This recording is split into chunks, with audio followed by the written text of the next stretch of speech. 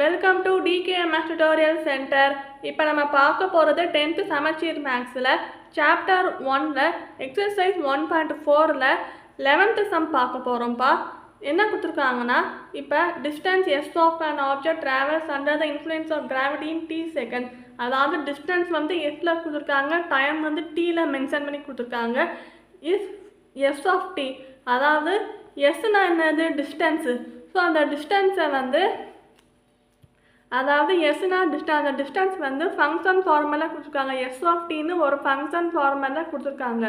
So அதாவது D வந்து எப்படி எஸ் ஆஃப் டியோட வேல்யூ எப்படி இருக்குன்னா 1/2 GT square plus a t plus b இந்த ஃபார்மேட்டில் இருக்குது. இப்போ ஜினா acceleration due to gravity, a b are constant.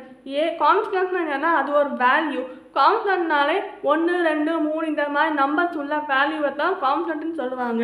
இப்போ கொஸ்டின் என்ன கேட்டிருக்காங்கன்னா, verify whether the function s of t is 1-1 or not. இந்த எஸ் ஆஃப் டிங்கிற ஃபங்க்ஷன் வந்து 1-1 ஃபங்க்ஷனா இல்லையான்னு கேட்டிருக்காங்க. ஸோ அதை நம்ம ப்ரூவ் பண்ணணும். 1-1 ஃபங்க்ஷன் நம்ம வந்து ப்ரூவ் பண்ணணும். எப்படி பண்ணலாம்னா, இப்போ கிவன் எழுதிக்கோங்க இந்த மாதிரி.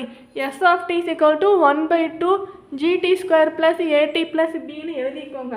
அப்படி எழுதிட்டு இப்போ நான் கொஸ்டின் ரீட் பண்ணும்போது சொன்னேன், டீனா என்னது டைம். ஸோ டீனா என்னது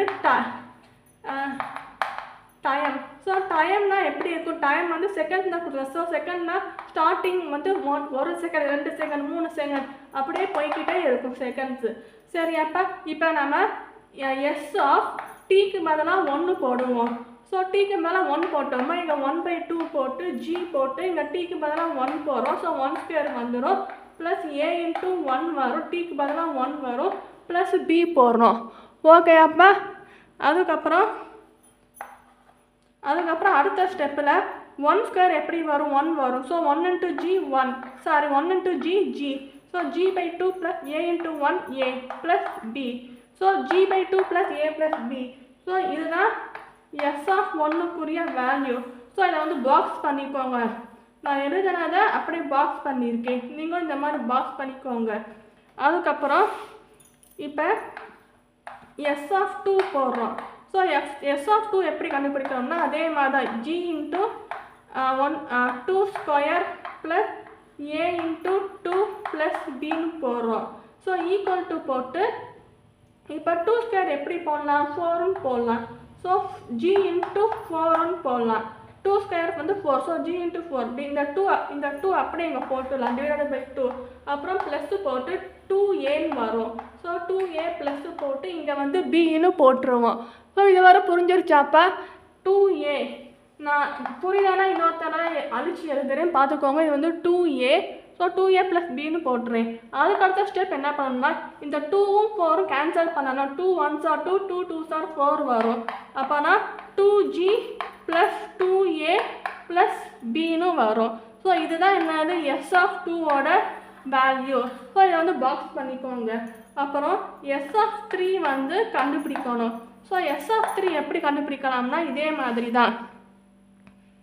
இப்போ 1/2 இன்ட்டு ஜி போட்டு 3 ஸ்கொயர், இங்கே எனக்குள்ள 3 போடணும், ஸ்கொயர் போடணும், ப்ளஸ் போட்டு ஏ இன்ட்டு 3 போடணும், டீக்கு பதிலாக 3 போடணும், இந்த மாதிரி போடணும். ஸோ 3² என்ன 9. So 9g divide by 2 plus 3a plus b.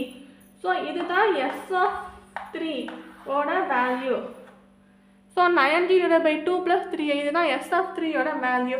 So இந்த 3 வேல்யூஸுமே எழுதிட்டோம். இப்போ எழுதிட்டு இங்கே வந்து கடைசியாக எழுதணும் ஆன்சர். இதுதான் ரொம்ப இம்பார்ட்டன்ட். என்னன்னா இப்போ இது ஒரு வேல்யூ, இது ஒரு வேல்யூ.